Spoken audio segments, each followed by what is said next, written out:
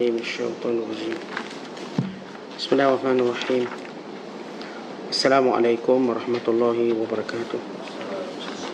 الحمد لله رب العالمين والعاقبة للمتقين ولا عدوان إلا على الظالمين. أشهد أن لا إله إلا الله وحده لا شريك له وأشهد أن محمدا عبده ورسوله. اللهم صل وسلم وبارك على سيدنا محمد وعلى آله وصحبه ومن سار على نهجه واستنى بسنته واهتدى بهديه إلى يوم الدين. أما بعد. وقال المصنف رحمه الله تعالى ونفعنا الله به وبعلومه في الدارين آمين. Telah berkata Imamul Allamah Syekh Abdul Qadir Al-Jilani, semoga Allah Ta'ala merahmatinya dan kita mendapat manfaat serta barakah ilmunya. Orang-orang yang taat kepada Tuhannya ialah orang-orang ulama yang berakal wajar, dan orang-orang yang bermaksiat kepada Tuhannya ialah orang-orang yang jahil dan gila. Orang yang membuat maksiat ialah orang yang jahil terhadap Tuhannya, lalu dia melanggar perintah Tuhannya dan mengikut telunjuk syaitannya dan bersetuju dengan petunjuknya. Jika dia tidak jahil, nescaya dia tidak menderhaka. Dan jika dia kenal nafsunya yang selalu menyuruhnya membuat kejahatan, tentu dia tiada mahu menurut tuntutan nafsu itu. Betapa banyak kali aku sudah mengingatkanmu dari hal iblis dan rakan-rakannya, yakni syaitan, atas mereka sekalian kutukan Allah. Engkau terus menyambutnya dan menerima telunjuknya, dan teman-temannya itu ialah jiwa, dunia, hawa nafsu, tabiat dan kawan-kawan yang buruk kelakuan. Jaga diri kamu daripada semua mereka ini, kerana semua mereka ini adalah musuh-musuh kamu. Engkau tiada mempunyai pencinta selain Allah, dan Allah mahukan engkau buat dirimu, manakala selainmu mahukan dirimu buat dirinya. Muslimin dan muslimat sedang penonton yang dirahmati Allah sekalian, antara perkara yang dimusuhi dan yang cuba dirawati oleh Islam ialah kejahilan. Itu jahil dalam mengenali Allah Subhanahu Wa Taala, yang menyebabkan ramai manusia yang melakukan maksiat dan penderhakaan kepada Allah, bahkan dengan mudah tunduk aku kepada telunjuk syaitan, walaupun ianya bertujuan untuk membinasakannya. Maka kejahilan perlu dirawat dengan segera. Bahkan nabi-nabi yang diutuskan oleh Allah Subhanahu Wa Taala, ketika mana mereka berhadapan dengan kaum mereka, para nabi mencela kejahilan mereka yang menyebabkan mereka menyembah berhala-berhala, bahkan menyembah syaitan, dan tidak mempedulikan larangan Allah Subhanahu Wa Taala dan perintahnya. Maka akibatnya kaum mereka ini dibinasakan oleh Allah Subhanahu Wa Taala. Kejahilan tentang Allah, kejahilan mengenai Allah, menjadikan manusia ini akan hilang arah panduan kehidupan dan matlamatnya. Bahkan akan hilang kebahagiaannya, bukan sekadar di akhirat yang merupakan kepastian, bahkan di dunia lagi. Karena itu kita kalau melihat bagaimana dakwah Nabi Allah Nuh AS, sebagaimana Allah rakamkan dalam surah Hud ayat 29, ketika mana Nabi Nuh yang begitu konsisten dalam dakwahnya dan tempoh yang panjang, berkata kepada kaumnya, walakinni arakum qauman tajhalun, wahai kaumku, aku melihat kamu kaum yang jahil. jahil kamu ataupun bodoh kamu dalam mengenali Allah. Bodoh kamu dalam mengenali kejahatan diri kamu sendiri. Seorang bila tidak mengenali sesuatu yang membinasakannya, maka dia adalah orang yang paling bodoh. Sebab sifat manusia ialah ingin menyelamatkan dirinya. Semua kita ingin menjadikan diri kita paling selamat, paling bahagia, paling gembira. Kalau kita tahu ada sesuatu yang menyebabkan diri kita akan rosak, akan tercedera, kita berusaha menghindarinya. Kalau kita merasakan bahawa diri kita tak akan gembira, bahkan sengsara, kita akan menjauhinya. Lihat kita menjauhkan diri daripada api. Sebab diri ini mengetahui kepanasannya dan sifat yang membakarnya dan kesan daripada apa yang berlaku. Akhirnya kita menjauhkan diri daripada api. Kita melihat air, kita melihat bahayanya, dia akan menenggelamkan kita, melemaskan kita. Maka kita menghindari diri kita daripada air. Kalaupun kita mendekatinya dengan segala alat-alat yang boleh menyelamatkan kita, dengan segala latihan yang telah kita lalui, itu pun kita masuk sekejap je. Demikian juga hutang belantara, kita tahu yang membahayakan kita. Di dalamnya ada binatang buasnya, di dalamnya ada perkara yang menakutkan kita. Kita cuba menghindarinya. Begitu manusia yang bijaksana. Maka perkara yang paling membahayakan kita ialah jahil terhadap Allah. Ini yang menyebabkan Allah Ta'ala mengutuskan para Nabi dan Rasul bertemu dengan kaum masing-masing dan memberitahu bahawa jahil kamu terhadap Allah. Kerana itu dalam kaedah yang disepakati oleh semua ulama, awaluddin ma'rifatullah. Awal agama ini mesti kenal Allah. Mengenali Allah yang menciptakan, mengenali Allah yang berkuasa, mengenali Allah yang mentakdirkan, mengenali Allah yang kepadanya kita kembali, mengenali Allah yang daripadanya kita mendapat balasan atau hukuman, mengenali Allah yang tiada menguasainya akan sesuatu, la yu'jizuhu syai', tidak ada yang boleh melemahkannya. Kan Tuhan itu maha perkasa. Maka syaitan dan iblis akan menjadikan manusia jahil terhadap Allah, tidak akan kenal Allah. Mereka menggunakan semua cara.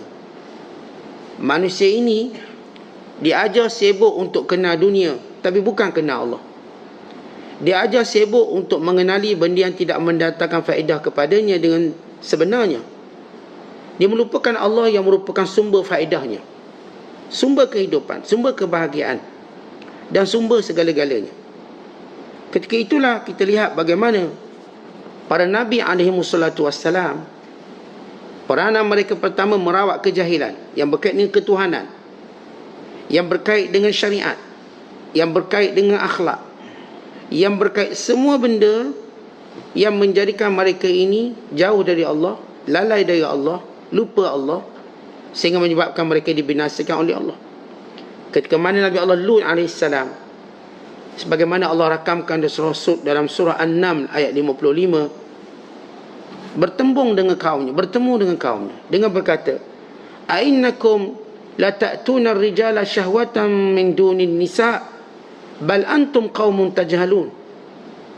Kenapa kamu sanggup mendatangi lelaki dengan meninggalkan wanita? Yang bersyahwat pada lelaki tapi tidak mengahwini wanita. Kata Nabi Allah Lut AS, "Bal antum qaumun tajhalun." Bukan kamu kaum yang jahil, kaum yang tidak mengerti bahawa perbuatan ini mengundang kemurkaan Allah, bukan mengundang kebinasaan diri kamu sendiri. Tetapi bila kita sebut kita berkahwin, maka mawaddah dan sakinah itu terhasil daripada anak dan zuriat, lahir daripada hubungan fitrah, bukan melawan fitrah. Lahir daripada perbezaan antara lelaki dan perempuan. Perbezaanlah yang melahirkan kecintaan dan kasih sayang. Tapi kalangan kaum yang jahil, Lalu mereka mula melampiaskan nafsu mereka dengan sejenis mereka, sehingga menjadi kemungkaran terbesar sejarah yang dilakukan oleh makhluk bernama manusia yang tidak dilakukan oleh makhluk lain. Tidak dilakukan oleh makhluk lain yang cuma dilakukan oleh manusia. Binatang tak, bukan alam nabatat, alam tumbuh-tumbuhan juga tidak. Tetap ada dikatakan benih jantan dan betinanya. Tapi bila manusia menyalahi tabiat, kesan daripada kejahilan. Sebab manusia ni kalau dijahil, jahil sungguh, lebih jahil pada binatang. Dan kalau dia alim sungguh, lebih alim pada malaikat. Yang kita maksudkan lebih alim pada malaikat ialah para Nabi alaihissalam. Mereka ialah manusia. Dan kalau dia jahil, jahil sungguh, sehingga dia lebih jahil daripada iblis. Pada iblis tu dah teruk jahil dia. Maksudnya iblis makhluk yang terkutuk. Tapi ada manusia mungkin menjadi lebih terkutuk pada iblis dari satu sudut. Bila mana kalangan manusia mengaku Tuhan, sedangkan iblis tidak pernah mengaku Tuhan. Maka datang manusia bernama Firaun, bernama Namrus, dan ramai, hatta pemimpin-pemimpin dunia hari ini yang memegang kuasa secara autokrasi, yang memegang kuasa secara kuku besi, mereka dengan mudah menganggap mereka Tuhan. Sebagaimana Korea Utara, patung-patung berkata, siapa pun tengok patung kena tunjuk rasa respect dan hormat. Mesti, wajib, setiap rumah mesti ada gambar, tidak akan dihukum. Maka ini menunjukkan bagaimana manusia yang jahil, yang tidak mengetahui akibat perbuatannya. Ketika mana Nabi Allah Musa menyelamatkan kaumnya daripada Firaun, namun kejahilan kaum Nabi Allah Musa masih terus ada. Kerana jahil ini ialah penyakit yang sentiasa ada pada manusia. Tidak ada cara lain untuk merawatnya melainkan senantiasa belajar, senantiasa duduk dalam tempat yang kita diingatkan dan diberi peringatan. Fadzakir fa inna dzikra tanfa'ul mu'minin. Senantiasalah beri peringatan, sedikit demi sedikit. Kerana peringatan itulah yang memberi manfaat kepada orang beriman. Manfaat sudut mana? Daripada kejahilan. Betul, kalau kita katakan kita manusia senantiasa lapar, walaupun kita makan kenyang, sedikit lagi kita akan lapar. Dah sarapan banyak, kenyang, sedikit lagi pukul 10 lapar balik. Dah makan pula banyak, sedikit lagi pukul 12 lapar balik. Dah makan banyak, nanti pukul 3 petang, 4 petang, paling kurang 4 jam kita akan lapar. Normalnya kita manusia 4 jam kita akan ambil sedikit wajibah ataupun meal atau hidangan kita. Jadi kalau kita makan pukul 7, pukul 8, nanti pukul 12 kita kena makan lagi. Makan pukul 12, nanti pukul 3, pukul 4 petang kena ada high tea, makan sikit lagi. Dah makan pukul 4 petang, pukul 8 malam, 9 malam kena makan lagi. Ni kalau tak tidur, pukul 12 dia kena makan lagi kalau tak tidur. Kalau tidur, rehat dia. Ini proses normal manusia. 4 jam dia kena makan. Itu normal. Kalau yang jenis tak normal pula, mungkin 2 jam sekali dia makan. Atau mungkin dia asyik ngunyah je. Dengar kuliah pun dia ngunyah juga. Sebab dia tak boleh berhenti makan mungkin. Tengah main pun dia ngunyah juga. Sebagaimana kita perlunya pada makanan dan minuman setiap waktu, demikian juga ilmu. Untuk merawat kejahilan dia akan datang setiap masa. Sebab senjata syaitan untuk menjauhkan manusia daripada Allah ialah kejahilan. Kerana itu bila kita belajar, yang pertama syaitan buat, melupakannya. Dan ini yang diceritakan oleh Yusha' bin Nun ketika mana mendampingi Nabi Musa. Bila Musa kata, ingat, nanti bila kita sampai satu tempat, bila ikan ni bergerak, itu tanda tempat di mana kita akan jumpa Khidir AS. Kamu beritahu aku. Ya, Musa AS ada pembantu untuk ingatkan dia. Kerana manusia bila bersendirian, dia boleh lupa walau dia Nabi. Sementara kita orang biasa. Maka datang pembantu namanya Yusha' bin Nun. Kerana Musa AS fokus kepada perjalanan untuk menemui Khidir. Maka dia Tak fokus pada bekalan ikan yang dia bawa yang menjadi tanda di mana Khidir berada. Akhirnya ketika mana Nabi Allah Musa kepenatan, dia kata kita rehat sekejap. Maka Musa AS tidur sekejap. Maka Yusha' bin Nun melihat ikan yang dibawa, dia panggil samakum memallah, ikan masing. Bawa ikan masing. Tapi ikan masing itu hidup. Lalu masuk ke dalam air dan meninggalkan kesan tempat dia berenang. Lalu Yusha' bin Nun terkejut melihat, ajaib. Dan itu tanda di mana Khidir AS berada. Lalu kata Yusha', tak apa, Musa tidur, Nabi Musa tidur, aku tak nak gerak dia. Nanti dia bangun, aku akan beritahu. Maka Yusha' juga rehat. Ketika mana Musa AS bangun, kata Musa AS, kita teruskan perjalanan. Maka Yusha' terlupa apa yang dia nak beritahu. Mereka terus berjalan sampailah waktu tengah hari. Panas, mulalah kelaparan. Lalu kata Musa, ati ghada'ana laqad laqina min safarina hadha nasaba. Bawa makanan, kita nak makan. Ini ikan masing, kita nak makan. Dengan makanan yang kita bawa, kita dah penat jalan jauh. Lalu Yusha' baru ingat ikan tadi dah hilang. Akhirnya Yusha' memohon maaf dengan berkata, wa ma ansani illa syaitanu an azkurah. Tidak melupakan aku, melainkan syaitan yang lupakan aku. Yang sepatutnya aku ingat, paling kurang syaitan dah berjaya penatkan Nabi Musa untuk pergi lebih jauh. Padahal yang dekat, padahal sudah ada tanda di mana dia berada, yang menyebabkan Musa kena patah balik. Itu cara syaitan, supaya kita penat. Ya, manusia bila penat dia pun kalah. Ustaz, saya tak pergi kuliah sebab saya penat tadi.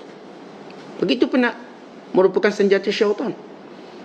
Walau kita boleh menghindari penat kita, tapi syaitan akan jadikan kita, dia tak berjaya buat macam ni, dia akan buat cara kita penat.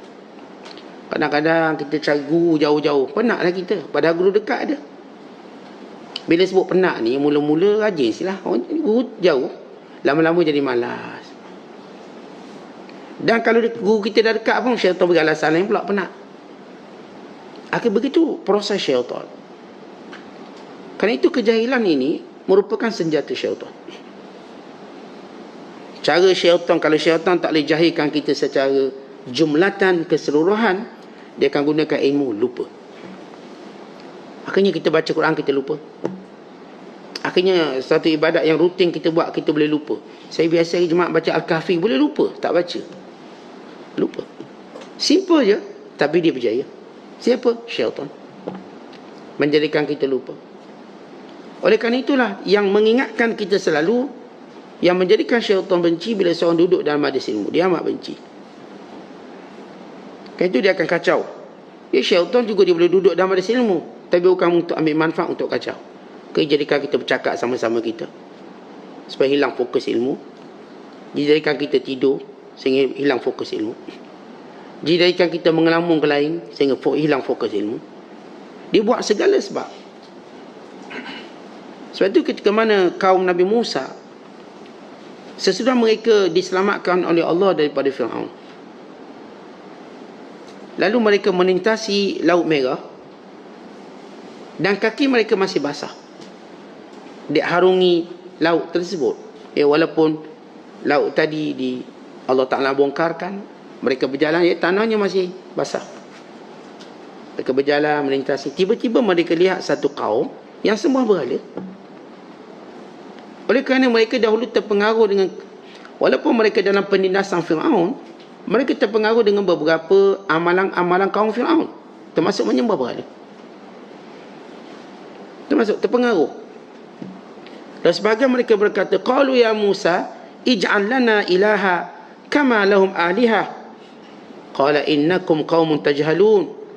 Dan surah Al-A'raf ayat 138 Allah cerita kisah ini.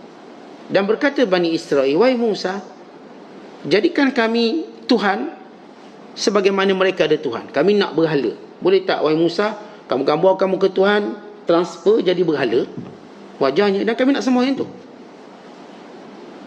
Lalu kata Musa AS, innakum qaumun tajhalun, bodoh kamu tak habis-habis. Kamu ni bodoh tak habis-habis. Kamu, Allah dah selamatkan kamu daripada Fir'aun. Allah dah belah Laut Merah. Kamu sudah melihat mukjizat. Kamu sudah melihat pertolongan Allah. Even kamu melihat segala keajaiban yang Allah beri padaku. Tiba-tiba tetap kamu ingin memilih kesesatan yang Allah larang. Semua berhala. Perkara yang Allah murka sekali manusia menyembah berhala. Sebab manusia telah meletakkan kebodohan yang maksimum kepada berhala yang tak beri apa-apa manfaat dan mudarat, yang mereka cipta sendiri, mereka bina sendiri, mereka beli sendiri, mereka alih-alihkan tempatnya. Sedangkan Allah beri benda paling berharga, otak, akal. Sebasic itu pun mereka tak boleh fikir. Dan kita ada anak. Bila anak kita fikir bodoh, kita nak marah sungguh. Fikir cara bodoh. Artinya kalau dia buat benda-benda yang kita rasa tak logik, kau ni tak boleh fikir ke? Kita marah anak kita bila dia buat benda yang dia secara mudah boleh fikir, tak fikir ke? Maka kita akan memarahinya. Kita akan, terutama bila kita dah beri amaran. Dia dah beri amaran kepada dia. Mamanya kita kata, ni kalau ribut petir, TV jangan buka. Nanti disambung, kita dah ingatkan dia. Tiba dia tengok TV, datanglah petir ributnya, dia tetap tengok TV. Kita akan marah dia. Dia kata, bodoh kamu ni. Tak dengar ke ribut tu? Tak tengok ke ribut? Tak dengar ke petir tu? Kilat. Ayah dah beritahu lama. Kita akan memarahi. Kita akan hukum dia. Kerana dia tak gunakan akal. Apa tadi perkara yang lagi teruk? Dia ambil adik dia kecil, dia tak tengah jalan. Saja nak main. Taklah rumah tepi highway. Bawa anak. Saja nak main. Kamu ni bodoh ke? Tak boleh fikir. Bahaya dia. Jadi kita akan marah-marah sungguh bila anak kita buat benda yang paling bodoh dalam hidup dia, yang jadikan dia tak fikir benda tu. Kita bos. Kita tengok anak buah kita, pekerja kita tak boleh buat kerja yang mudah. Kita akan marah. Kamu ni otak tak kat mana? Tak boleh fikir ke benda ni? Dah tahu angin kuat, buatlah macam ni. Kalau dah tahu macam ni, buatlah macam ni. Tidak, Allah beri kita akal. Allah hantar pula Rasul. Allah turun pula kita. Tapi manusia menyembah berhala, kebodohan yang tidak dimaafkan. Sebab itu mereka menyembah berhala kekal dalam neraka. Tidak ada yang boleh beri syafaat. Tidak berguna segala kebaikan walaupun dibuat. Kalau dia beri makan orang siang malam, dan hartanya didermakan pada semua orang, dan segala kebaikan dia lakukan, mereka dia menyembah berhala, Allah tak pandang seluruh kebaikan dia. Kerana kebodohannya maksimal. Mensyirikkan Allah ialah kebodohan yang paling maksimal. Melakukan maksiat pada Allah, kebodohan yang kedua. Dan yang paling bodoh sekali yang syirikkan Allah. Dan paling zalim sekali. Kerana Allah Ta'ala tidak pernah maafkan orang syirik padanya. Inna Allah la yaghfiru an yushraka bih, wa yaghfiru ma duna dhalika liman yasha. Allah tidak mungkin mengampuni orang yang mensyirikkan Allah. Allah akan ampun dosa lain, tidak syirik. Sebab itu tuan-tuan, kita tidak akan cenderung untuk berbaik dengan orang syirik. Kita takut. Sebagaimana Allah murka padanya, kita memang tempiasnya pada kita. Kita kalau dengar orang tu penjenayah, dia kehendaki polis, kita nak bergambar pun takut. Nanti kita terpalik sama. Sama juga orang-orang yang menyekutukan Allah, kita takut. Kalau duduk pun kita akan ingatkan dia, kamu syirikkan Allah tak baik tau. Kamu buat perkara yang Allah murka. Kita akan ingatkan dia. Bukan duduk untuk bermesra. Tidak. Duduk kita untuk beri peringatan pada dia. Andai kata kita mati bersama dengannya, maka kita ada hujah. Saya sudah mengingatkan, saya dah beritahu dia supaya beriman pada Allah. Oleh kerana itu, bila Syekh Abdul Qadir memulakan jahil terhadap Allah ini, merupakan senjata, merupakan sebab seorang itu akan melakukan syirik, penderhakaan dan segala maksiat menurut hawa nafsu dan segala-galanya.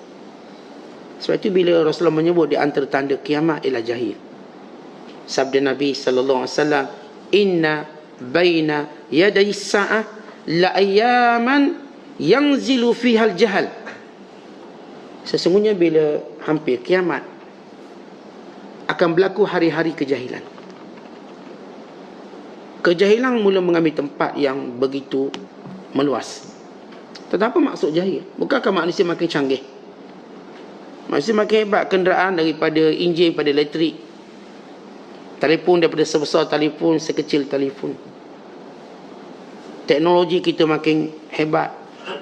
Suhu rumah mudah, dan masa yang sama boleh basuh, boleh masak, boleh rebus, boleh singgang, boleh bakar, boleh buat belaka.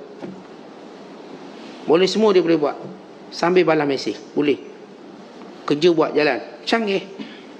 Orang lelaki pun sama. Segala dia boleh buat ni. Dalam satu masa dia boleh buat 5-6 perkara. Bukankah itu canggih? Tentang evolusi dunia bukan penanda aras kebijaksanaan manusia. Kerana setiap evolusi yang berlaku berdasarkan keperluan semasa. Setiap zaman ada teknologi. Setiap zaman ada kecanggihannya sendiri. Dan zaman kecanggihan zaman ini mungkin tidak boleh ditiru oleh zaman sebelumnya atau selepasnya. Ada benda-benda yang zaman kita walau secanggih mana pun, kita tidak boleh meniru kecanggihan zaman dulu. Ada part-part tertentu. Tetapi perkara yang menjadi ukuran kejahilan itu ialah agama. Agama. Bila makin ramai ikut nafsu, makin ramai mengaku Tuhan, dia sampai peringkat semua nak mengaku Tuhan. Dulu yang mengaku Tuhan yang ada kuasa atas sekali. Hari ni yang bawah pun tumpang sekaki mengaku Tuhan. Kalau dahulu mungkin kalangan tertentu yang mempelopori kesesatan. Hari ni semua ada grup sesat masing-masing. Maka kesesatan makin bercambah. Aneh ada seorang lelaki bila dia bawa ajaran ni ke Malaysia. Dan saya dengar beberapa ucapan dia. Bila dia mendakwa, dialah yang mengutuskan Nabi Muhammad. Dialah yang mengutuskan Nabi Musa. Dia mendakwa dia Tuhan. Dan orang boleh percaya. Ini boleh percaya. Dan hari ini ajaran itu cuba dikembangkan di Malaysia. Dia dakwa, dia dah bertemu Muhammad, dia bertemu semua Nabi-Nabi ini. Bukan dia yang mengutuskannya. Maka kita pun ingat sama macam Ayaping, label Ayaping. Sayalah yang menciptakan semua agama, kata Ayaping. Orang ngangguk, ya. Yang ngangguk itu bukan sebarang orang dari seluruh dunia dia. Peguam, engineer, orang yang disebut profesional. Sebab itu kejahilan yang kita maksudkan bukan kejahilan dunia, kejahilan agama. Akhirnya dengan mudah orang boleh bersetuju dengan ungkapan yang jauh daripada hakikat dan kebenaran. Ramai pula dengar dia kata sayalah yang menghantar Muhammad kepada orang Islam supaya bawa gini. Saya hantar Musa kepada sini, saya hantar sekian. Dia orang boleh dengar, boleh tepuk tangan, bangga. Kerana mereka sekarang berhadapan dengan Tuhan manusia. Tentang kebodohan yang tak boleh dirawat. Yang kita sebut syirik. Yang diperangi habis-habisan. Dan syaitan menggunakannya. Sebab itulah kita umat Islam. Bila Nabi SAW menyatakan wajib kita belajar agama, wajib. Talabul ilm faridatun ala kulli muslim. Menuntut ilmu itu kefarduan kepada orang Islam. Wajib.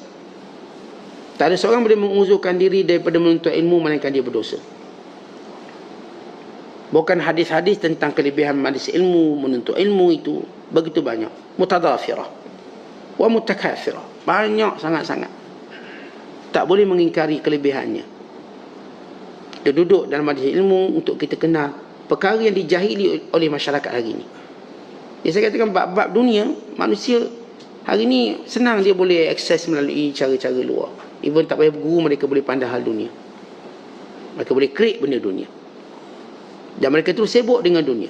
Sebab tu hari ini kita lihat kejahilan itu bermula. Manusia terus beri alasan sibuk dunia mereka untuk tidak menghadiri akhirat mereka. Itu kita lihat kejahilan. Ya, kalau benda dunia mereka bimbang, tapi benda akhirat mereka tak bimbang. Biar terlepas akhirat, jangan terlepas dunia. Bukan mereka tinggal banyak benda akhirat hanya kerana ingin mendapat hal dunia mereka. Mereka lupa nilai dunia itu tak ada apa-apa.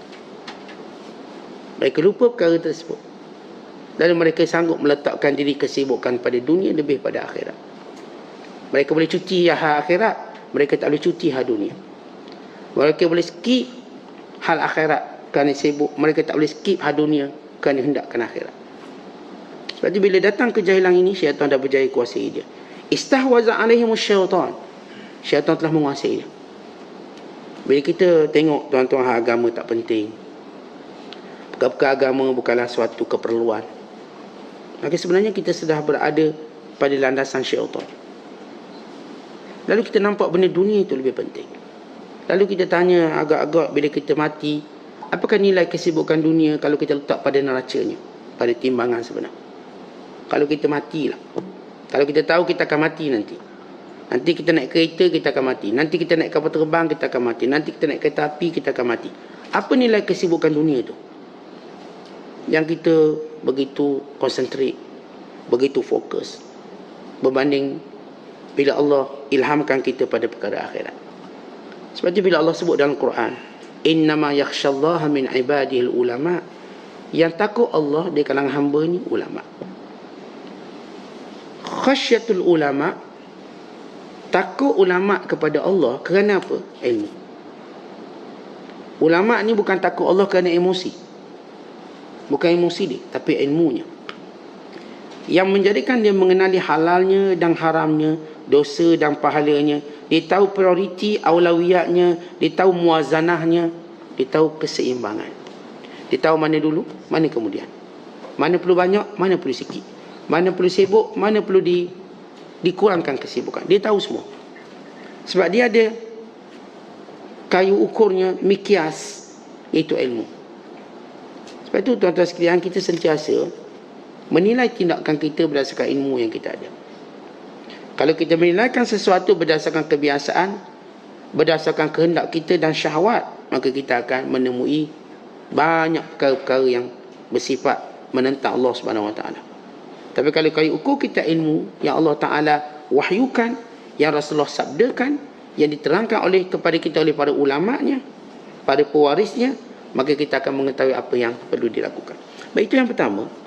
Yang kedua, kata Syekh Abdul Qadir, aku selalu ingatkan kepada kamu tentang iblis dan rakan-rakannya, yakni para tenteranya.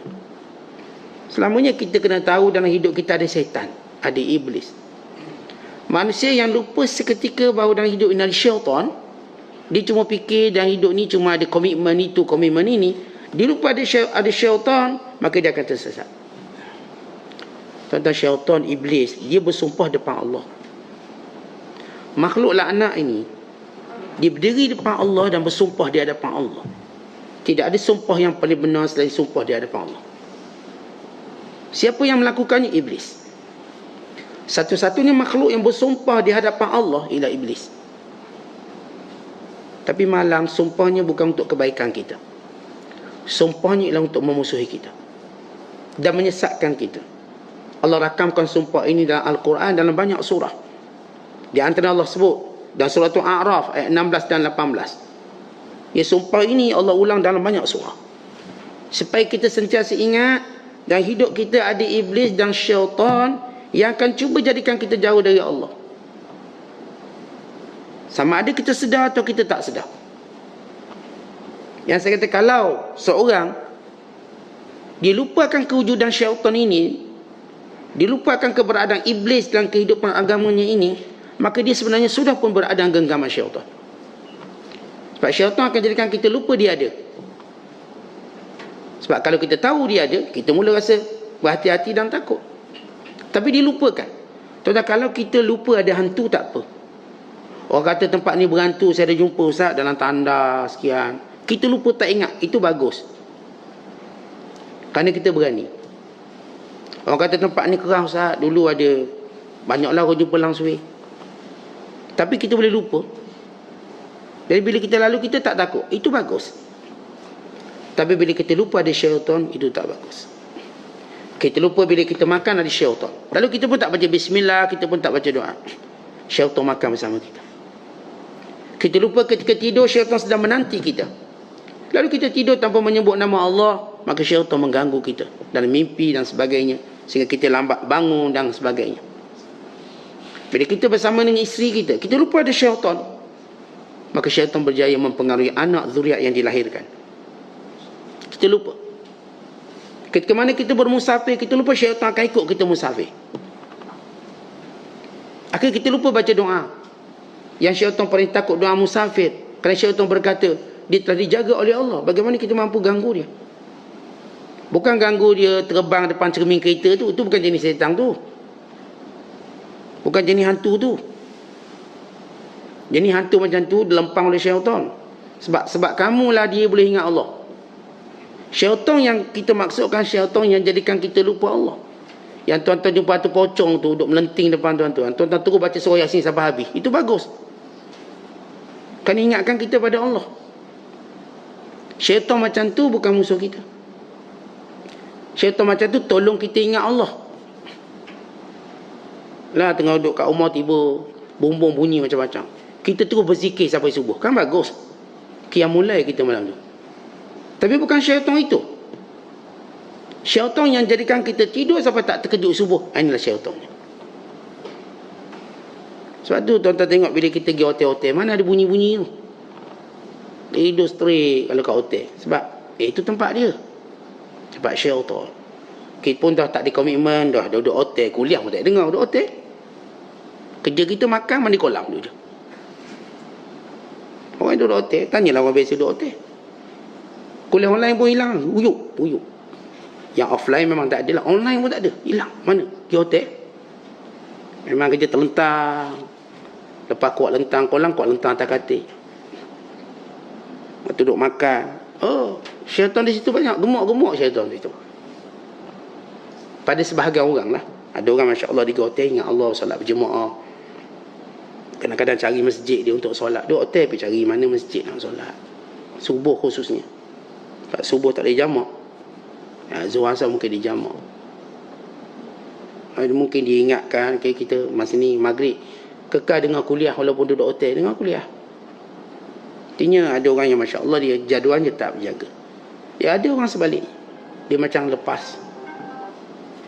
Maka seorang yang lupa ada syaitan, maka dia akan sesat. Sebab kita dengar apa sumpah syaitan ini ataupun iblis. Yang kata Syekh Abdul Qadir, aku dah ingat kamu ni, iblis ni ada, syaitan ni ada dalam hidup kita. Allah Ta'ala berfirman dalam merakamkan kata-kata iblis, fabima aghwaytani la aq'udanna lahum siratakal mustaqim thumma la atiyannahum min bayni aydihim wa min khalfihim wa an aymanihim wa an syama'ilihim wala tajidu aktsarahum syakirin. Ya Allah, kata iblis, sebab aku telah disesatkan olehmu, engkau sesatkan aku akan menghalang seluruh jalan yang lurus yang membawa kepadamu. Aku akan mengganggu dan mendatangi mereka di hadapan mereka, di belakang mereka, di kanan mereka, di kiri mereka, sehingga mereka tidak bersyukur padamu. Dan ini sumpah. Sebab itu kalau hilang lafaz syukur kita, syaitan percaya. Dapat je rezeki, lupa nak kata Alhamdulillah, seronok. Tengok aku makin cerdik, rezeki aku makin banyak. Tengok aku makin pandai, maka rezeki aku makin melimpah. Tengok aku makin terkenal, maka aku mudah dapat pangkat dan jawatan. Dia lupa nak kata Alhamdulillah. Tentang kita kena ingat, Nabi SAW menyatakan syaitan duduk semua jalan kebaikan. Jalan pertama diduduk, kata baginda SAW dalam hadis yang panjang, diduduk pada jalan Islam untuk halang orang masuk Islam. Kalau orang tu berjaya masuk Islam juga, maka dia akan duduk jalan hijrah. Jangan berhijrah, jangan nak jadi baik, cukup Islam nama sudahlah. Jangan fikir nak berhijrah. Wa imma hijrah ke Mekah, dan peristiwa hijrah yang maklum dan masyhur. Wa imma hijrah untuk meninggalkan benda-benda yang tidak baik untuk kita jadi orang Islam lebih baik. Saya dah lama dah lara zaman saya kerja, sekarang saya dah pencen. Saya nak berhijrah lebih baik. Biar umur pencen saya beberapa tahun ni sebelum saya jumpa malakul maut ni, saya nak jadi baik. Tapi syaitan ingatkan balik kita kenangan lama zaman-zaman kita kerja dulu. Akhirnya sibuk balik benda tu, cari reunion balik.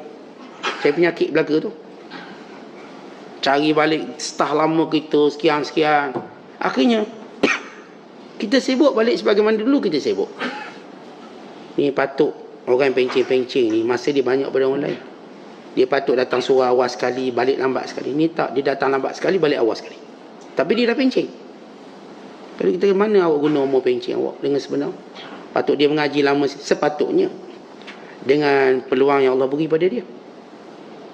Tapi kalau dia lupa ada syaitan yang dia tak kira siapa pun yang niat nak berhijrah, walau dia punya sebab yang paling kuat dalam hidup, akhirnya sebab tu tak kuat lagi.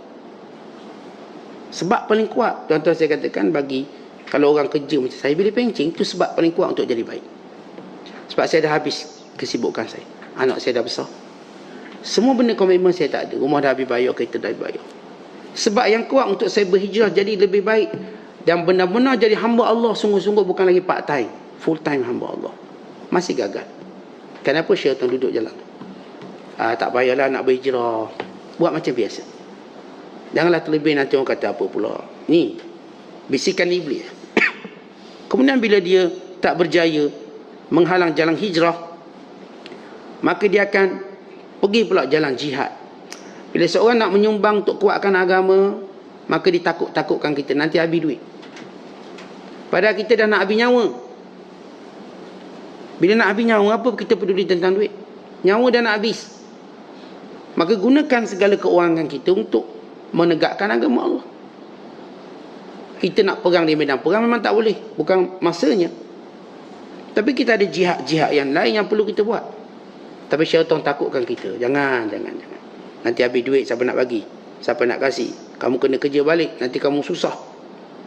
Jangan pergi perang pada jalan Allah, nanti kamu mati, bini kamu dikahwini. Kemudian syaitan duduk pula pada jalan sedekah. Jangan sedekah. Nanti susah. Nanti sekian. Kemudian diduduk pula jalan haji. Jangan pergi haji lagi. Padahal kita dah sampai umur langgar tiang ni. Umur langgar dinding. Tak pergi haji lagi. Syaitan tak kata jangan pergi lagi. Tak apa. Kamu kan sihat lagi. Tunggu tahun depan sampai dia mati. Kemudian syaitan menghiasi jalan maksiat. Maksiat ni kan kecil je dosa dia. Kau ambil wuduk, habis dosa. Yes. Maksiat biar besar. Tapi kalau taubat kan Allah ampun. Tak ingat ke kisah 99 orang bunuh orang tu? Kamu bukan bunuh orang pun. Pasti Allah ampunkan. Ditazinkan maksiat. Sehingga kita nampak maksiat ni macam biasa. Kata maksiat ni betul Allah Ta'ala terima taubat. Tapi kita bimbang waktu kita buat maksiat, kita tak sempat taubat. Dan kita bimbang waktu kita buat maksiat, kita dimatikan Allah. Dan kita bimbang waktu kita buat maksiat, akhirnya jadi seronok. Kita bimbang waktu kita buat maksiat, akhirnya Allah tidak ilhamkan taubat. Akhirnya kita lalai macam tu. Maka ini senjata syaitan. Sebab itu bila kita katakan, siapa yang tidak merasa kewujudan syaitan dalam hidupnya, sebenarnya dia sudah berada dalam genggaman syaitan. Tapi siapa tahu? Ya, saya tahu ada syaitan. Sebab itu sebelum tidur saya baca ayat kursi. Jangan syaitan ganggu saya. Saya beramal setiap pagi lepas subuh, saya baca 3 ku sekian-sekian untuk mengelakkan gangguan syaitan. Saya sentiasa baca auzubillahi minasyaitonirrajim waktu baca Quran, kerana saya tahu ada syaitan. Dia akan ganggu saya. Dan bila saya bersama isteri saya baca doa, saya tahu syaitan ganggu saya. Bukan saya kata ini syaitan yang bunyi tatak tu. Bukan jenis syaitan yang dulu ketuk pintu tu. Itu tak ada apa. Itu je semua jin-jin nakal je, tak ada apa. Jin-jin nakal tu dia tak menghalang kita jalan Allah. Dia membantu kita pada jalan Allah. Ada sebahagian musuh, dia menjadikan kita makin kuat untuk dekat dengan Allah. Ada sebahagian musuh, dia jadikan kita makin lara dari Allah. Musuh yang ni kita takut. Musuh yang jadikan kita bermotivasi untuk jadi lebih baik, itu rahmat. Tuan-tuan buka kedai, orang pun buka kedai sebelah. Dia jadi kompetitor kita. Dia jadi munafis kita. Pencabar kita. Kita pun bermotivasi. Kedai kita ni buat lawa, buat pelbagai menu dan sebagainya. Ya bagus. Kalau tidak kedai kita lampu pun tak nyala. Macam kelab malam je kedai. Tapi kerana ada cabaran, lampu pun dah terang. Tiap-tiap hari macam hari raya. Terang lampu. Belik-lak lampu kita. Meja kita pun tersusun rapi. Ya bagus. Musuh yang menjadikan kita bermotivasi, ia bagus sebenarnya. Kita bercakap musuh yang menjadikan kita lalai dari Allah. Syaitan ni. Itu saya kata kalau setakat jin-jin nakal kacau umur kita, tuan-tuan tak perlu takut apa-apa. Itu menyebabkan kita ingat Allah lebih banyak. Berzikir lebih banyak. Kita bercakap tentang syaitan yang jadikan kita tak berzikir pada Allah. Yang menjadikan kita tak ingat Allah, tak ingat mati, tak ingat akhirat. Tak ingat dosa pahala. Ini paling bahaya sekali. Kerana kerja syaitan, kata para ulama, syaitan ini dalam diri kita ada 2 tentera dia. Ada 2 Swiss dia. Pertama dia panggil ghaflah, lupa. Yang kedua syahwat, syahwat kita. Ini suis dia, kalau dia boleh sentuh suis tu, kita pun padam. Pertama suis ghaflah, lupa. Lupa apa dia? Kita lupa tentang kewajiban kita sebagai orang Islam, kewajiban kita sebagai hamba Allah. Kita lupa kita akan mati, kita lupa ada akhirat, kita lupa ada alam barzakh. Kita seperti lupa benda tu. Oh, hidup ini akan mati. Kadang-kadang dah masuk umur 60, 70 masih tak rasa nak mati. Dilupakan. Syaitan kata tak apa, keturunan kamu umur 120 tahun. Oh, kita ya tak mati lagi kok. Lalu kita lupa umur ni. Yang patut buat pecutan untuk ibadat, kita masih pecutan dunia. Masih lagi cerita dunia bersaing dengan ahli dunia. Ini ghaflah. Ghaflah, orang yang sudah dekat dengan mati masih lupa dia mati. Ini ghaflah. Kita sakit, masih kita lupa ini amaran Allah pada kita. Kita tu buat azan, nanti sihat saya buat balik benda yang saya biasa buat. Bukan kita fikir bila saya sihat saya nak jadi baik lah. Ini ghaflah. Kita bila sibuk, tiba-tiba Allah lapangkan waktu, bukan nak guna lapang waktu untuk ingat Allah, tetap cari kesibukan lain pula. Supaya kita kekal sibuk, jangan sebut nama Allah. Tak ada orang sibuk dunia tak habis-habis. Dia sibuk ni, dia cipta sibuk lain pula. Dia cipta.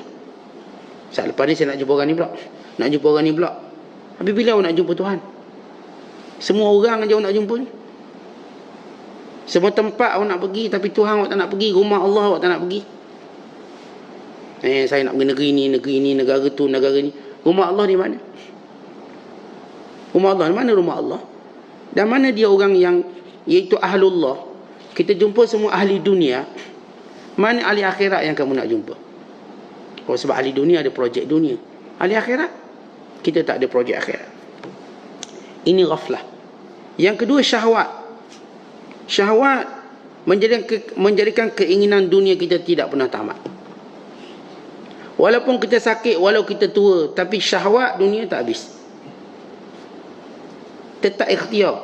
Kata orang ni, bila dia tak dapat benda dunia, dia tak dapat cara halal, dia ikhtiar cara haram. Dia ikhtiar je kerana ini syahwat. Dia tak dapat cara betul, dia menipu untuk dapat. Dia tak dapat melalui dia, diguna orang lain untuk dia dapat. Guna. Saya tak dapat, saya guna orang lain, saya dapat. Tapi kalau agama, kalau dia tak dapat, tak dapat lah. Dia tak guna orang lain untuk dia dapat agama. Aku tak sempat pergi kuliah. Kau pergi, kau catat, nanti baca pada aku catatan tu. Tak ada orang buat. Kalau zaman sahabat Umar Al-Khattab, dipakat dengan kawan dia. Kalau kau pergi kuliah Rasulullah SAW, apa yang kau dengar kau sampaikan kepada aku. Nanti kalau aku pergi pula, apa aku dengar aku sampaikan padamu. Itu yang mereka lakukan. Akhirat mereka boleh tumpang orang lain. Tapi kita akhirat kalau kita tak buat, jangan harap tumpang orang lain. Tapi kalau hal dunia, kita terketumpang orang lain. Ni siap pesan. Nanti aku ni bola tak boleh tengok habis ni, ngantuk. Nanti esok beritahu aku keputusan bola. Saya beritahu. Sebab dia dah kena tidur ni. Tapi keputusan dia nak tahu. Nanti beritahu ending cerita ni macam mana. Sebab dia dah ngantuk ni. Nak tahu hero mati ke hero hidup lagi. Esok dia tanya kawan dia, macam mana cerita semalam, ending dia. Dia diwakilkan. Ini syahwat. Syahwat yang berterusan.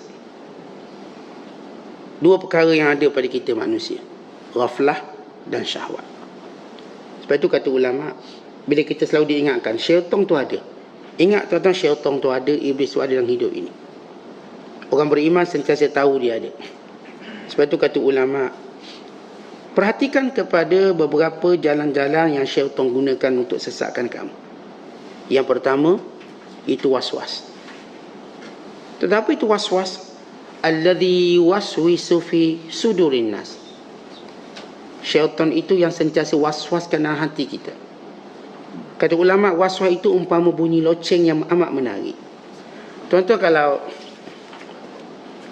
tuan-tuan nak buat baik, kita nak buat baik ni, kita akan dengar satu bisikan.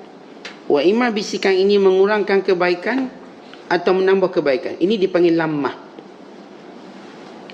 Sama ada ia berpunca dari syaitan atau berpunca dari malaikat. Tuan-tuan duduk ni, tuan-tuan fikir hari ni hari Jumaat. Hari ni hari Jumaat, saya nak baca Quran 1 juzuk. Itu malaikat ada. Maka syaitan pun was-was. Jumaat ni tak sempat lah, Jumaat depan lah. Itu syaitan, was-was. Kita dengar ye suara kecil dalam diri kita. Kita rasa itu otak kita. Akal kita tak. Otak kita takkan kurangkan, akal kita tak akan mengurangkan kebaikan yang patut kita buat. Yang cuba mengurangkan kebaikan yang patut kita buat ialah syaitan. Kita fikir nak sedekah RM20. Dengar suara kecil dalam diri kita. 20 tu banyak. Masjid tu bukan guna pun duit tu. Bagi je RM10. Itu pun banyak. Kalau boleh bagi RM1. Tapi bukan hari ni, esok. Kita dengar suara tu macam suara kita. Tapi itulah was-was. Was-was tadi sehingga kita tak perasan dia suara syaitan. Tuan-tuan, kalau tuan-tuan perasan, melompat kita. Tapi ia seperti suara kita, tapi suara ini akan kurangkan kebaikan kita. Nak pergi kuliah ni, syaitan tak payahlah. Orang sana semua kena COVID belaka. Pada ada 2 minggu orang ni, COVID lagi dia. Yang akan ditutup. Jangan-jangan nanti kamu kena. Kalau nak pergi pun datang pakai helmet kalau boleh. Ditakutkan kita. Kita ingat suara kita. Mana akal kita? Tentang akal ni maksudnya, kita kan belajar ilmu. Okay, lepas 5 hari, dah habis. 6 hari, itu ilmu kita. Tak ilmu pun kita tak nak ikut. Was-was syaitan. Akhirnya, masjid tu dia tak nak pergi. Sebab apa? Ada COVID. 2 tahun dah dia tak pergi. Tapi mall dia kekal pergi. Mall, pasar raya, itu tak ada. Yang tempat-tempat baik ini diberi alasan tu. Itu bukan akalnya. Tentang kita, saya katakan kita ada akal dalam menilai sesuatu. Kita ada syaitan yang akan kurangkan sesuatu kebaikan. Sebab tu semua benda Allah beri kita ilmu. Okey, benda ni bahaya. Tapi kalau duduk dalam sangkar tak bahaya. Kita sebut harimau, singa, bahaya tak? Bahaya. Tapi kalau duduk dalam sangkar bahaya tak? Tak. Saya boleh selfie dengan dia. Sebab saya tahu dia tak bahaya. Dia dah duduk dalam sangkar. Kita tahu harimau ni, singa kalau tidur pun dah tak bahaya. Tapi ada orang, dia tetap nampak bahaya. Dia tengok harimau dalam sangkar, dia tetap takut, terkencing dia. Dia terkencing. Maknanya apa? Dia bodoh. Dia tak ada ilmu. Atau ada sesuatu lain yang menakutkan dia. Sama juga macam saya kata masjid surau. Ya, kita dengar lah dia, masjid ni kena COVID. Kita pun belajarkan berapa hari. Okey, 5 hari dah habis. Kita betul, okey, kesan jaga hitam dah habis. Tapi bila datang suara lain kata, jangan, ada lagi tu. Syaitan. Akhir terlepas kita banyak kebaikan. Kita pun terlepas kebaikan. Kita pun, ini disebut sebagai was-was. Jadi macam mana tuan-tuan kita nak tahu ia was-was? Macam mana nak tahu? Apakah beza dengan akal kita sendiri? Ilmu kita sendiri. Saya katakan semua was-was syaitan, dia akan kurangkan kebaikan yang patut kita buat. Dia akan halang ketaatan yang patut kita lakukan. Tapi dalam masa yang sama, perkara yang sama dia tak takutkan kita. Kita sedekah, dia takutkan kita. Tapi kalau nak belanja beli benda-benda duniawi ni, dia tak takutkan kita. Beli handbag dah, handbag ke-20, tak ditakutkan. Bagus-bagus beli handbag, paling kurang awak ni ada banyak handbag. Tapi kalau nak derma, jangan, nanti habis duit. Dia beli handbag, bukan dia pakai 10, dia pakai 1 juga. Tapi dia tak rasa membazir duit dia. Tapi bila buat baik, dia rasa membazir. Dia beli makanan, dia beli benda tu, semua dia tak rasa membazir. Tapi bila sampai sedekah, syaitan kata jangan, nanti habis duit. Di situ kita tahu ia was-was. Sebab tu tuan-tuan orang yang bertakwa, dia dapat satu bisikan, dia akan diam seketika. Dia akan diam. Kemudian datang ilmu agama, dia jawab semua tu. Kau takut apa? Kau sedekah, Allah ganti lebih banyak. Allah selamatkan kau daripada banyak musibah. Kau jangan ragu, kau jangan takut. Bahkan kau patut malu dengan Allah yang beri nikmat yang banyak. Ketika mana Allah Ta'ala minta melakukan kebaikan, engkau berkira. Jangan berkira dengan Allah, duk belawang ni. Akhir dia berjaya dan dia menang. Dia pun sedekah lebih banyak daripada apa yang difikirkan. Asal nak sedekah 50 tu jadi 500, ambil 500. Tentu dia berjaya mengalahkan was-wasnya. Asal dia tak nak ke masjid, akhir dia pergi awal sekali ke masjid. Jumpa imam, dia siap salam. Tak takut jangkit? Tak takut. Saya pernah peluk imam ni. Dia berjaya menangani ketakutan dia. Dia luar biasa orang ni. Kerana dia berjaya dalam perang melawan was-was. Lepas tu tuan-tuan kita, saya tak sempat nak sebut 8 perkara. Sebut Cukup kita sebut yang pertama dulu, iaitu was-was. Dan bagaimana nak nilai was-was? Dan bila tuan-tuan mengetahui ia bertentangan dengan ilmu, bertentangan dengan perintah Allah, ia was-was syaitan. Maka duduk seketika. Kalau masih belum berpuas hati dengan jawapan kita, damping para ulama dan tanya, Ustaz, saya terfikir macam ni, apa pandang Ustaz? Kita perlukan bantuan luar. Maka dia akan beritahu, itu bisikan syaitan, kamu kena buat. Kamu kena buat dengan melawannya, dengan mempedulikannya. Jadi hati-hati dengan bisikan syaitan. Ini suara yang menarik seperti loceng, kata ulama. Memberi perhatian. Kita dah beri perhatian pada dia, kita lupa beri perhatian pada perintah Allah. Macam tuan-tuan tengok loceng aiskrim, dia bunyi ting-ting-ting, kita dah, ni jual aiskrim. Kita lupa kita sedang buat apa sekarang. Kerana dia dah narik perhatian kita. Maka begitu iblis dan tenteranya. Setiap kali kita nak buat baik, loceng itu akan berbunyi. Dan loceng itu akan memberi satu jalan lain untuk beritahu kita menyalahi apa yang patut kita buat. Itu ustaz cuti kuliah sehari, dia cuti 2 hari. Loceng tu dah pun tak apa, ustaz bukan rajin pun, dia pun sakit. Dia 2 hari ni cuti, 3 minggu dia cuti, lagi lama. Loceng tu berbunyi, tarik perhatian, beri satu benda yang dirasa lebih baik daripada apa yang sepatutnya dia buat. Tuan-tuan, kita belajar agama lama, Nabi SAW sentiasa ingatkan kita, dunia tempat kita buat baik. Dunia ni kita nak banyakkan kebaikan. Dunia ni kita tak nak berkira kebaikan. Dunia ni kita nak mujahadah buat baik. Sebab kita akan menuainya akhirat kelak. Dunia bukan tempat untuk kita banyak main. Nanti kita rugi akhirat kelak. Ketika orang lain menuai kebaikan, kita masih mencari-cari mana kebaikan kita. Sebab tu jangan sia-siakan umur kita ada. Umur kita tak banyak, umur kita tak panjang. Bukan tenaga sihat kita juga tak berkekalan. Akan sampai waktu kita sakit, kita tak boleh buat apa yang kita boleh buat waktu sihat. Sebab itu hargai setiap masa yang Allah beri. Untuk kita letakkan keutamaan, kita ingat Allah lebih daripada segalanya. Dan hati-hati dengan was-was syaitan dan iblis. Dia seperti bicara ahli hikmah, tapi sebenarnya ia bicara kesesatan yang telah banyak menyesatkan ramai manusia tanpa disedari. Wallahu a'lam bishawab. Assalamualaikum warahmatullahi wabarakatuh.